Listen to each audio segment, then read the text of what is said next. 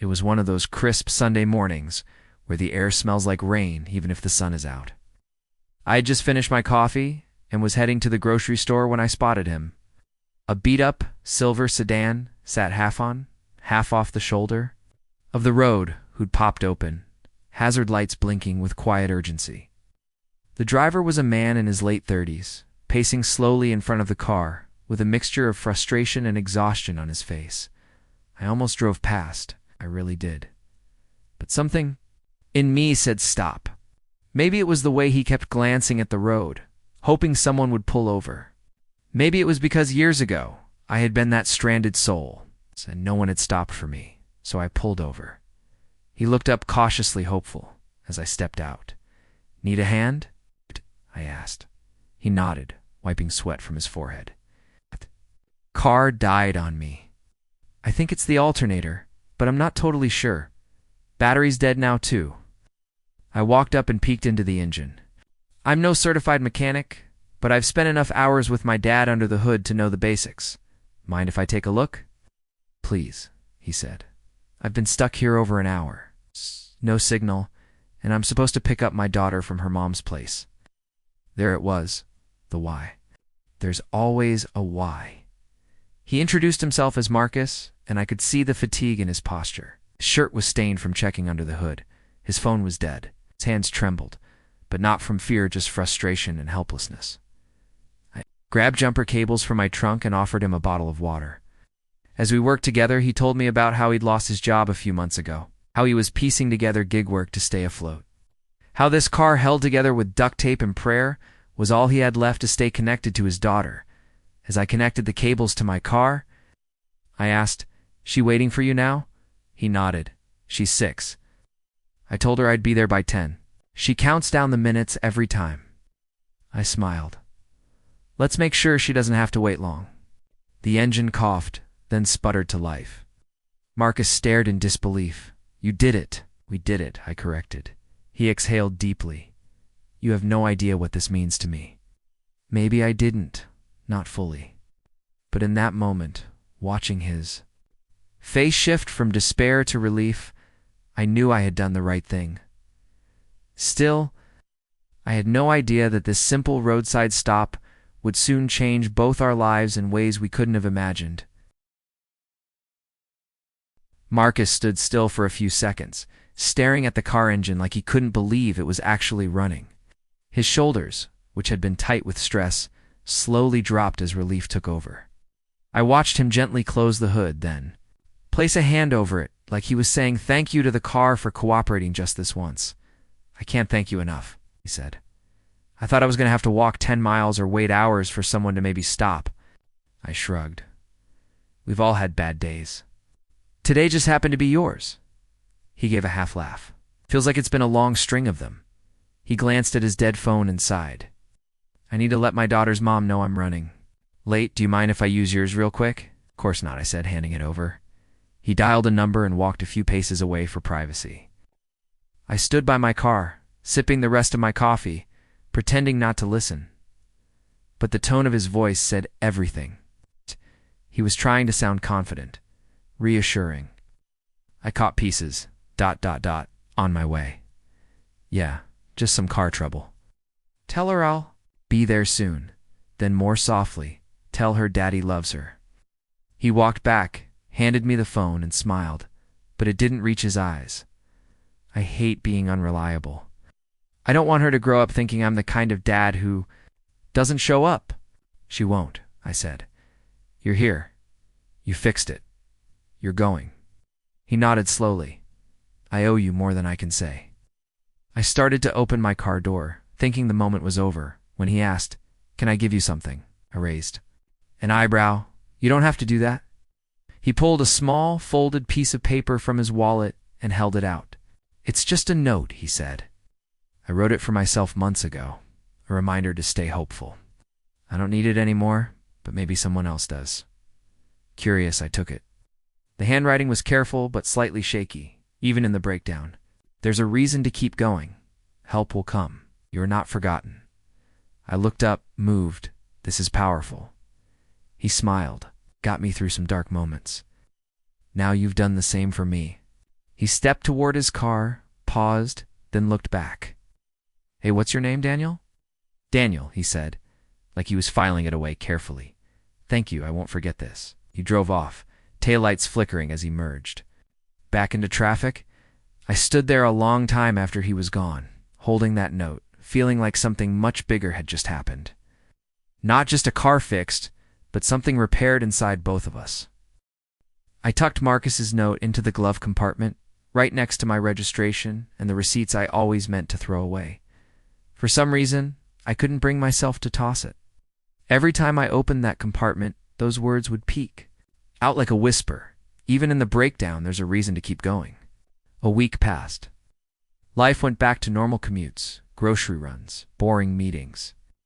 But Marcus stayed in my mind like a quiet echo. I thought about the look in his eyes when the engine started. Not just gratitude, something deeper. Hope. One evening, I was heading home from work when I spotted a car pulled over with its flashers on. A teenage girl stood next to it on the phone, looking scared and confused. Without hesitating, I pulled over. Turns out, she'd run out of gas on her way to her first college interview. Her voice trembled as she explained, "I don't think. I'm gonna make it. My mom couldn't leave work, and I don't know anyone else nearby." I gave her a reassuring smile. "There's a gas station a mile up. Hop in, I'll give you a ride, and we'll bring back a can." "Ah!" Her eyes widened. "Really? You'd do that?" "I've been where you are," I said, remembering Marcus. "Someone once helped me. I'm just passing it on." 15 minutes. Later, we were back with enough fuel to get her on the road. As she poured it in, her hands still shook a little, but there was a brightness in her face now. A belief that things were going to be okay.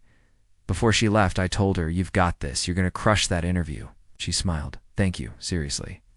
I didn't know people like you still existed. That hit me. People like me. I hadn't done much. It's just a small thing, really. But maybe that's the whole point. Small things at the right moment can feel like everything. Back home." I opened the glove compartment and took out Marcus's note again. Read it 3 times, then flipped it over and wrote, "Passed it on. Gas for a dreamer. Keep going." Then I slid it back in its spot. It was strange. That note had become something alive. A thread, a reminder. That we're all one flat tire, one missed paycheck, one bad day away from needing someone else. But also, one small act away from turning it around. I didn't expect to see Marcus again. I figured our paths had crossed for a reason, and that was that. But life has a funny way of stitching stories together, especially the ones we think are finished. Because 2 weeks later, I got a call I never expected from someone who said, "Hey, you don't know me, but Marcus told me to find you. He said you saved his life." I froze when I heard the voice on the other end of the line. "You don't know me," she repeated, "but Marcus told me to find you. He said you helped him when he had nothing left," he said. "You reminded him that people still care." Voice trembled like she was holding something back. Grief, maybe, or gratitude. I sat down on the edge of my couch, gripping the phone tightly. "I'm his sister. My name's Maya." "It's Maya," I said slowly. "Is Marcus okay?" "He's more than okay. Just got hired at a repair shop last week." They saw one of his posts online, where he talked about how a stranger helped him fix his car and turn his life around. The post went viral. I blinked. I had no idea. He didn't want to make it about you. But you were the reason. That small moment gave him the strength to keep going. He's been helping others now. He's fixing people's cars for free when he can. And he gave me your number? Because, well, I need help too. She explained her situation: recently divorced, 2 kids, and her car had broken down in the middle of a work commute. No one else to call. She didn't want money. She just needed someone kind. Marcus had said I was that kind of person. I hesitated. For half a second, then grabbed my jacket. "Text me your location, I'll be there." Her relief through the phone was instant and real. When I arrived, she and her kids were huddled inside a small sedan, trying to stay warm. I greeted them. With a smile, popped the hood, and got to work. This time it was a simple battery replacement. I had a spare jumper pack in the trunk one I had bought just a week ago, after helping that college girl. It was like every small moment kept preparing me for the next, as I worked. Her son, no older than 8, watched me closely. When I finished, he looked up and said, "Are you a superhero?" I laughed. "Not even close. You helped my mom. That's what heroes do," said hit something deep inside me. Maya thanked me over and over, her voice cracking with emotion.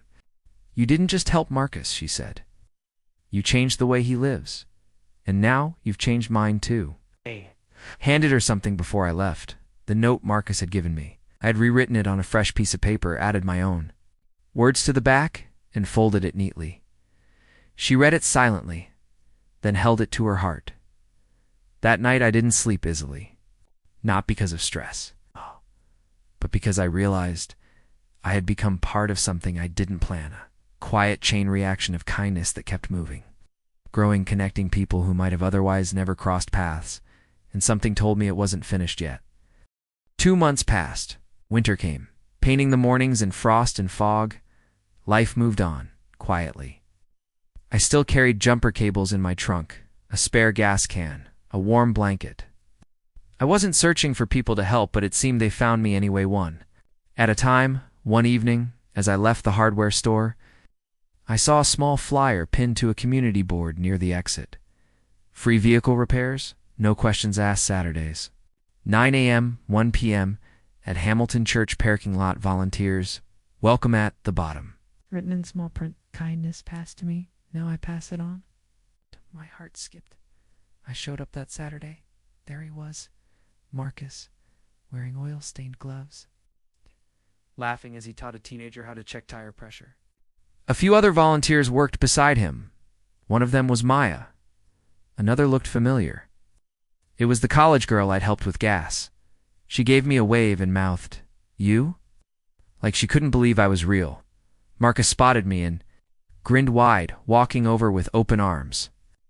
"Didn't think you'd come?" "I had to see it," I said. "It's amazing what you've built." He shook his head. "We built it. You lit the first match." He led me around. They had toolkits, donated oil, jumper packs, donated snacks for families waiting. Everyone had a story, a reason for being there, but no one was looking for attention. They were just helping. I stayed all day. At one point, a young woman with a crying toddler approached, saying her engine light was on and she couldn't afford a mechanic. I opened her hood, leaned in, and just before I started working, I spotted a folded slip of paper taped near her dashboard. I froze. I recognized the handwriting immediately. Even in the breakdown, there's a reason to keep going. "Come, you are not forgotten," Marcus's note, the one he'd given me. It had traveled again. I smiled, heart full. I didn't need to ask where she got it. Somehow, kindness had come back to the start. It's like a full circle drawn in quiet hands.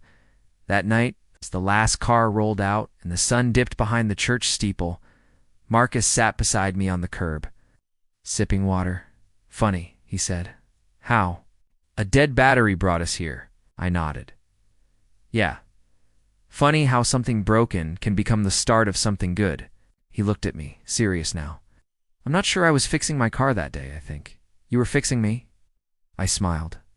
"Maybe we fixed each other." The parking lot lights flickered on. Kids laughed. Wrenches clinked back into toolboxes. And somewhere deep inside, I realized I was exactly where I was meant to be.